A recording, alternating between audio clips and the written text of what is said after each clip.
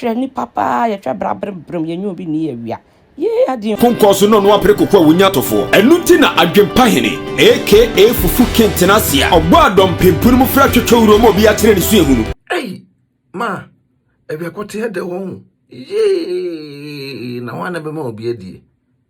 we de mesra fa phone na freda na da me mo wi akote ni de we ama woni age wi akote hu de ene mu styles kontro hoje nyina wo ma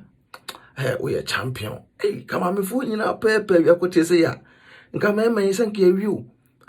papa fo ne yesre mo pedro nyu na me fo ne o mo se wi akote de ye o mo de mo so la na dwonko na mo di o mo no kodi o yira wia yen Abrokyirefo ye mo bo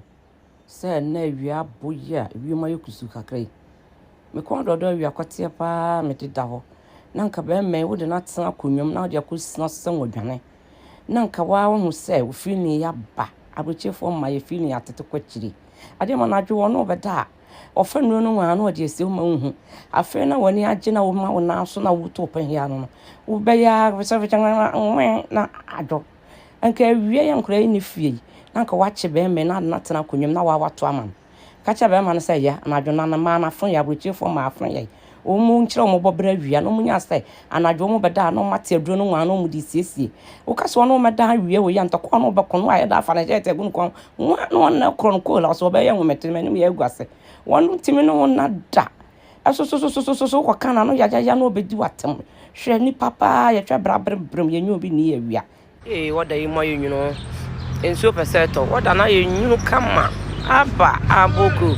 enya obi pa na janwan bi ofie na wate kakra na nka so ate kakra eja blensu na nka mo de adwodwo makoma kama na eja eno an se waka watim ho na wada wachi ama no na wasompedue no mu